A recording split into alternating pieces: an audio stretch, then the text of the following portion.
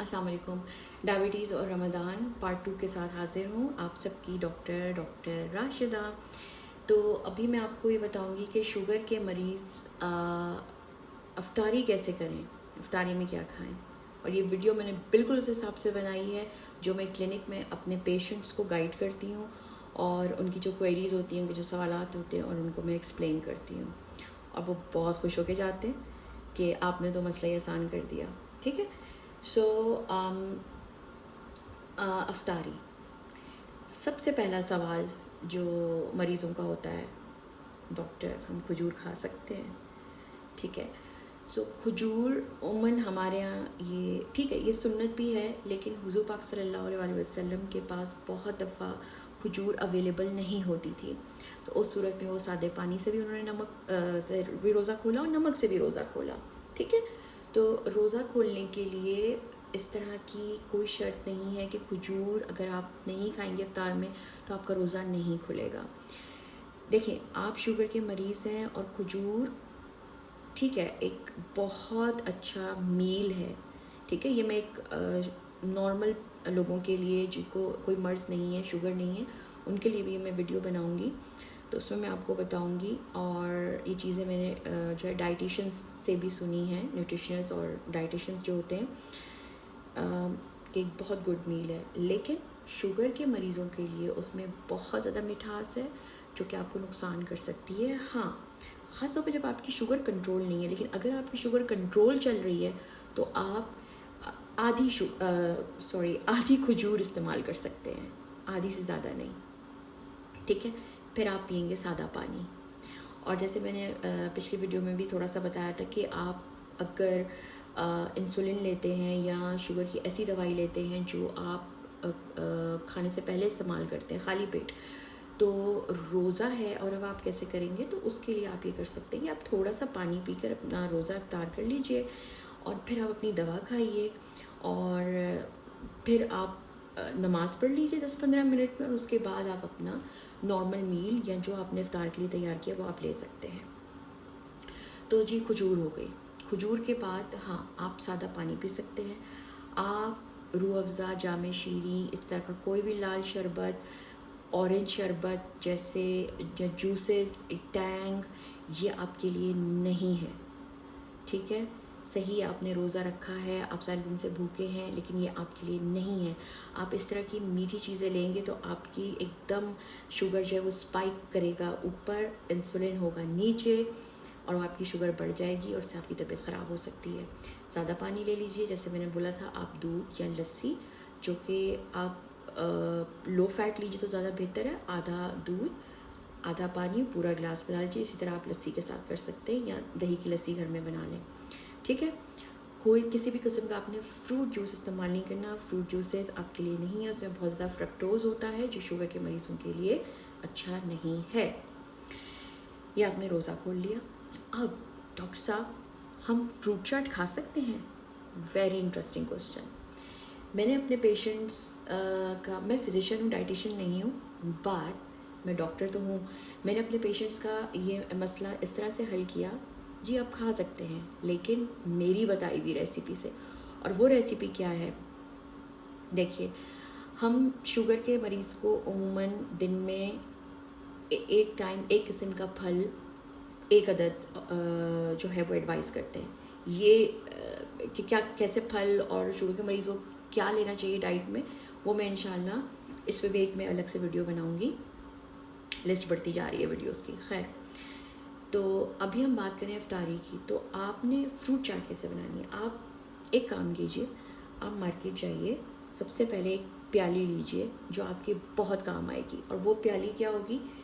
उस अक्सर अब तो पाकिस्तान में भी है मिनीसू वगैरह, उसमें उनकी वो कोरियन स्टाइल की छोटी सी प्याली होती है। वो आप अपने मुट्ठी में इस तरह रख के देखिए कि आपकी इस तरह मुट्ठी के अंदर वो आ जाती है प्याली, वो अकोमोडेट कर रही है, तो फिर आप वो प्याली लेंगे।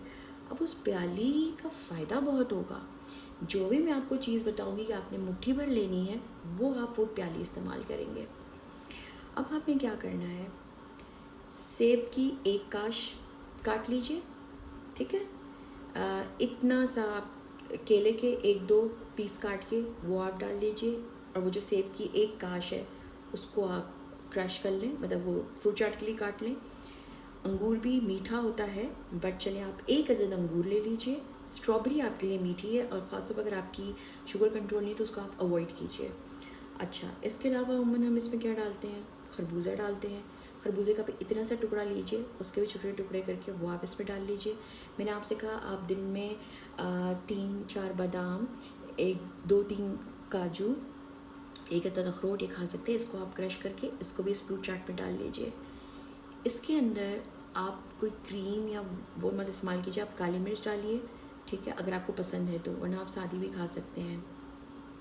हाँ, ऑरेंज जूस का आप थोड़ा सा ऑरेंज जूस में ऐड कर लीजिए। अब इसका क्या होगा कि एक बैलेंस्ड वे में आपकी एक फ्रूट चाट की कटोरी तैयार हो जाएगी, ठीक है।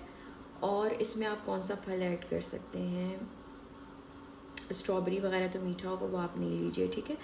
तो चलें, इतने भी अगर फ्रूट्स आप डाल लेते हैं और फिर नट्स डाल लेते हैं तो ये बड़ा फिलिंग इफ़ेक्ट भी आपको देगा, और इसी से आप अपना दवा लेने के बाद आप अपना इफ्तार जो है वो शुरू कर सकते हैं, ठीक है।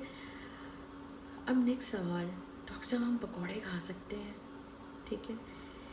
तो अब मैं फिर आपकी एक मुश्किल आसान करती हूँ, खा सकते हैं, लेकिन वो जो आम लोग खाते हैं ना डीप फ्राइंग, और वो नहीं। देखिए, पकोड़े आप हेल्दी वे में बना सकते हैं। पकोड़े में है बेसन है चने का आटा, जो कि प्रोटीन सोर्स है। इसमें आप डालें प्याज, इसमें आप डाल लें पालक, जो आपको मना नहीं है, ठीक है। आप थोड़े से आलू डाल सकते हैं, हरी मिर्च डालें, धनिया डालें, हरी प्याज डाल लीजिए, या आपको अगर कुछ और पसंद है, लाइक लेट से अगर चिकन का भी थोड़ा सा वो आप रेशे उसमें ऐड कर सकते हैं। अगेन ये भी प्रोटीन है। उसको आप पकौड़ों के जो मसाले, ज़ीरा वो भी हेल्दी है, अजवाइन हेल्दी है। आप उसमें और क्या डालते हैं, मैं तो रेसिपीज़ बता रही हूँ। इसमें आप सूखा धनिया डालते हैं, राइट, नमक मिर्च मसाला वो आप मुनासिब उसमें डाल के, और आप उसको अगर आप अफोर्ड कर सकते हैं और आपके पास है तो आप उसको इसमें हल्का सा ऑलिव ऑयल, इसके बैटर में आप हल्का सा ऑलिव ऑयल डाल के इसको अच्छे से मिक्स कर लें। ये इसकी मैरिनेशन टाइप एक चीज़ हो गई। उसको आप एयर फ्रायर में, या आपके घर में अगर अवन है तो आप उसमें ये पकौड़े बना सकते हैं। हाँ, शुरू में आपको अच्छे नहीं लगेंगे, बहुत ड्राई से लगेंगे, लेकिन वंस यू विल स्टार्ट, जब एक दफ़ा आप खाना शुरू कर देंगे तो आपको उसी में मज़ा आएगा। दूसरा तरीका ये, अगर आपके पास एयर फ्राई या अवन नहीं है तो डोंट वरी, आप उसको हल्का सा ऑयल लेके आप उसको शैलो फ्राई कर सकते हैं, जैसे हम कबाब बनाते हैं, तलते हैं, उस तरह से आप नॉन स्टिक पैन ले लीजिए, और उसमें आप हल्का सा ऑलिव ऑयल, वो वाला जो कुकिंग के लिए आता है, ठीक है, वो आप डाल के, या दूसरा ऑयल आप थोड़ा सा डाल के और उसके अंदर शैलो फ्राई कर लीजिए। ये आपके पकौड़े तैयार हो गए। 2 से 3 अदद पकौड़े खा लीजिए। मैं ये प्रेफर करती हूँ कि आप अगर इसके बाद अपना नॉर्मल मील ही ले लें, जो डिनर है, तो वो बेहतर रहेगा। लेकिन हाँ, अगर आप अफ्तारी को एंजॉय करना चाह रहे हैं तो ये कर सकते हैं। चना चाट, यस, चना चाट बहुत हेल्दी है। अगेन आपने अपनी वही कटोरी का हिसाब रखना है, आपने थोड़ा थोड़ा खाना है, और आप थोड़े थोड़े वक्फे से खा लीजिए तो ज़्यादा बेहतर है। ये नहीं कि आपने उसी आधे घंटे में सब ऊपर नीचे खा लिया, ठीक है। जैसे आप करके फिर आप नमाज़ पढ़ लीजिए, फिर आप थोड़ा सा ब्रेक देकर फिर आप चना चाट है, चना चाट इसको सैलेड के तौर पर भी लिया जाता है, उसमें भी सब चीज़ें हेल्दी डलती हैं, वो आप जी चना चाट भी खा सकते हैं। अगेन बहुत ज़्यादा ओवरलोड नहीं करना है और अपनी वही कटोरी का हिसाब रखना है। आप उस दौरान हाँ शामी कबाब आप खा सकते हैं, अगेन वो प्रोटीन का सोर्स है। आप फ़िश ले सकते हैं, वो अगेन वीक वो डीप फ्राई ना हो, ठीक है, आप फ़िश ले लीजिए। फिर उसके अलावा आप ले सकते हैं हाँ दही बड़े अगेन कि वो उनको जब तला जाता है उसके बाद उनको पानी में एक्स्ट्रा ऑयल निकाला जाता है और दही का रायता बना के किया जाता है, तो वो भी हेल्दी है। तो इस तरह से आप अपनी अफ्तारी डायबिटीज़ के साथ भी इंजॉय कर सकते हैं, बशर्ते कि आपने अपनी शुगर को भी साथ साथ कंट्रोल करना है और अपने फिजिशियन से मिलते रहना है। अगली वीडियो तक के लिए अल्लाह हाफ़िज़।